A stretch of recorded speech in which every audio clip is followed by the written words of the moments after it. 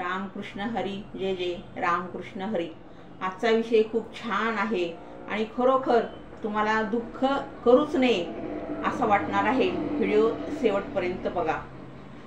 मनुष्य ज्यावेळेला जन्म घेतो त्यावेळेला क्रदंती म्हणजे जे मूल रडत असतं आणि ते रडणं म्हणजे दुःख हे त्याचं मूळ अस्तित्व आहे। आणि ज्यावेळेला मग त्याला त्याची आई पाजायला घेते त्यावेळेला ते बालक हसती म्हणजे हसणं, आता मला काही गरज नाही, कोणतरी माझ्याचा सोय झालेली आहे जगण्याची म्हणून ते हसतं, म्हणजे स्वार्थ इथूनच खरं माणसाच्या दुःखाची किंवा जीवनाची सुरुवात झालेली आहे।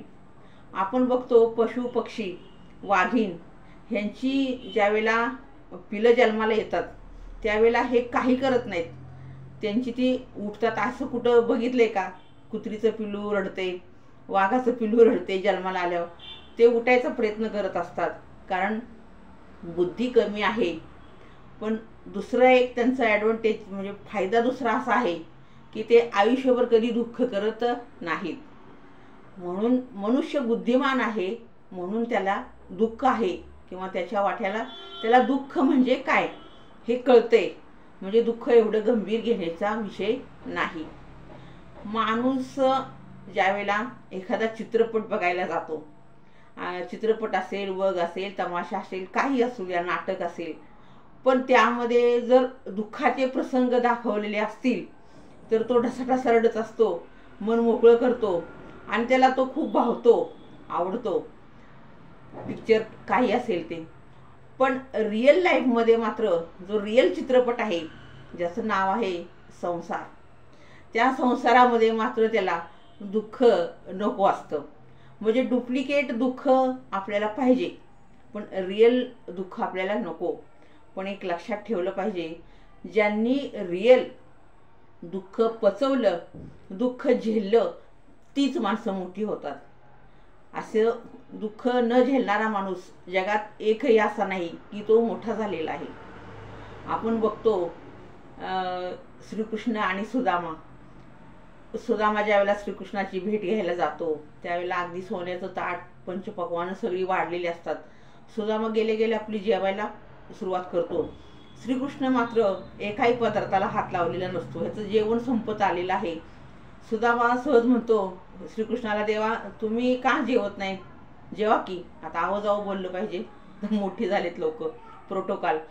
मग त्यावेळेला श्रीकृष्ण म्हणतो, सुदामा तुझं खूप भारी आहे बाबा, तू आपलं जे ताटात आलंस ते वाढलंस, पण समोर बघितलंस का ह्या माझ्या काही राण्या निवडक 4-5 जणी उभ्या राहिलेल्या आहेत, प्रत्येकीने वेगवेगळा पदार्थ केलेला आहे आणि मी कुणाचा पहिला पदार्थ खाऊ यावरून त्या बघतायत।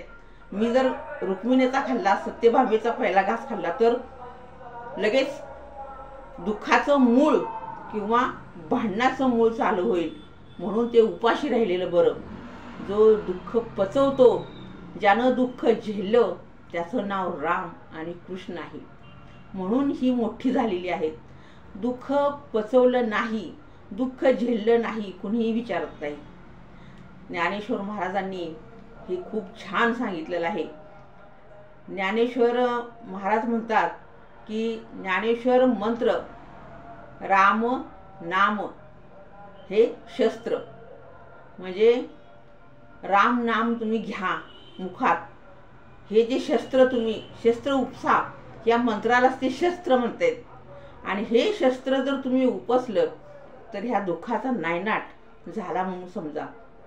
ज्ञानेश्वरांनी 3 मार्ग सांगितलेले आहेत ज्ञानेश्वरीमध्ये, एक सुखाचा मार्ग आहे, एक दुःखाचा आहे आणि तिसरा ज्ञानाचा आहे। यातला तुम्ही कुठला स्वीकारणार ते म्हणतात, तर त्यांनी प्रांजळ अगदी ज्ञानेश्वर महाराज म्हणजे किती छान, अगदी नामदेव म्हणतात की करधळीचा गाभा, म्हणजे इतकं शुद्ध दिसाय, देह सुद्धा किती सुंदर आहे, वर्णन किती छान आहे ज्ञानेश्वरांचं। आणि तो ज्ञानेश्वर सांगतोय की हे 3 मार्ग आहेत, यातला तुम्ही आनंदाचा मार्ग जर स्वीकारला तर दुःख ज्ञान तर राहू द्या तिकडे लांब, पण तुम्हाला दुःख पचवता येणार नाही. तुम्ही नुसत्या दुःखाच्या मार्गाने गेला, तो स्वीकारला, तर तुम्हाला आनंद पचवता येणार नाही. मग हे दोन्ही मार्ग ज्या ठिकाणी पचवले जातात किंवा ज्या ठिकाणी दोन्ही समसमान चालतात, त्यामुळं माणूस न्यूट्रल राहतो, निरोगी राहतो, छान राहतो, आनंदी राहतो. त्याचं नाव आहे ज्ञान. म्हणून ज्ञानेश्वरी ही वाचलीच पाहिजे. आणि ज्ञानेश्वरीमध्ये हे सगळं जे दुःख आहे, ज्ञानेश्वर महाराज म्हणतात, ज्ञानदेव म्हणे, प्रत्येक ठिकाणी त्यांनी सांगितले ज्ञानदेव म्हणे, म्हणजे हे त्यांचे स्वतःचे अनुभव आहेत. ज्ञानदेव म्हणे मौन प्रपंचाचे. शक्यतो आपण बघतो सतत काही ना काहीतरी विचार लोक मांडत असतात, की बऱ्याच लोक सांगतात की शांत राहणं, पण हे त्यांनी खूप 700 वर्षापूर्वी सांगितलेलं आहे की मौन प्रपंचाचे. प्रपंच हा एक प्रदर्शन आहे.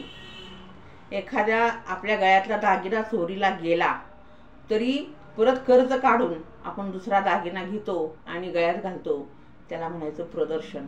सुंदर कपडे घालायची, छानपैकी घर, अमकं तमकं, या ज्या गोष्टी आपण सतत ह्याचा पाठपुरावा करत असतो, याला म्हणायचं प्रदर्शन.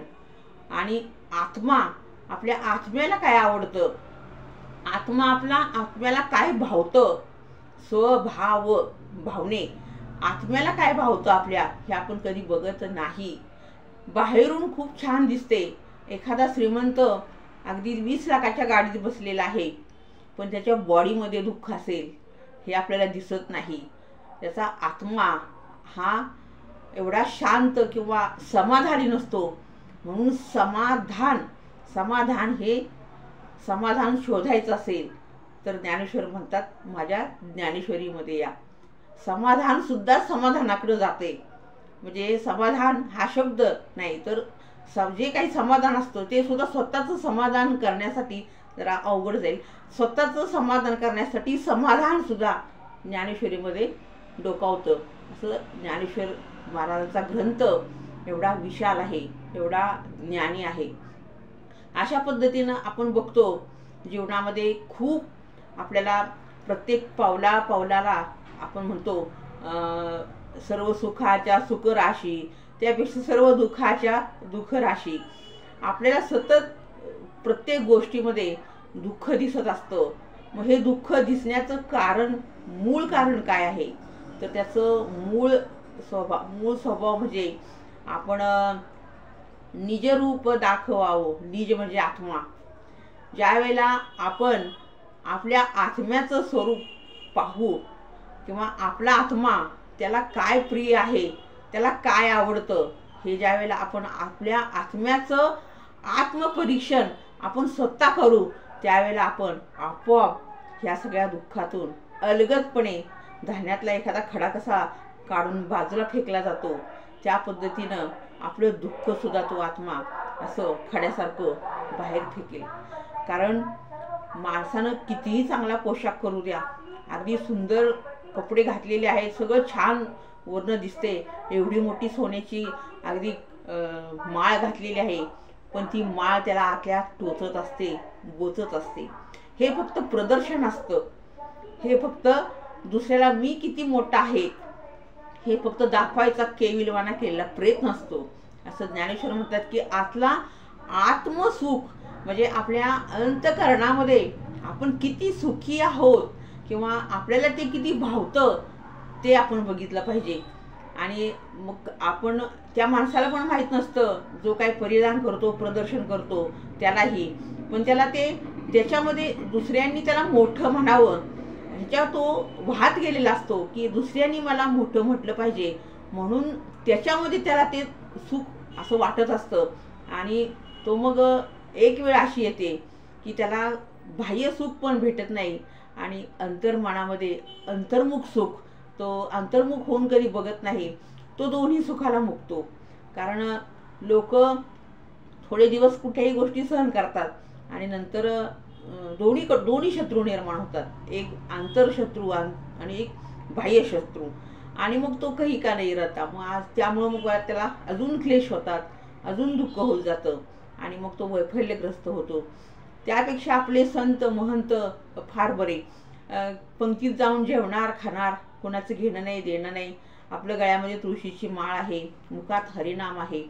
पण याचा सुद्धा सध्या बाजार झालेला आहे. कारण ज्या तुकाराम महाराजांनी 4000 ग्रंथ, 4000पेक्षा जास्त अभंग लिहिले, 5000 असतील, त्यांच्या एका अभंगावरती आपण जगू शकत नाही. कीर्तनकार स्वतःला खूप शहाणे समजतात आणि अगदी इमोशनल टच करत राहतात माणसांना सतत. हे असं झालं, ते तसं झालं.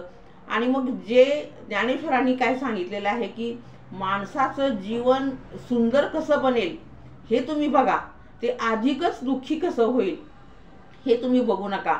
इथं अंधश्रद्धा नाही, कुठल्याच गोष्टीला विज्ञान आहे ज्ञानेश्वरीमध्ये.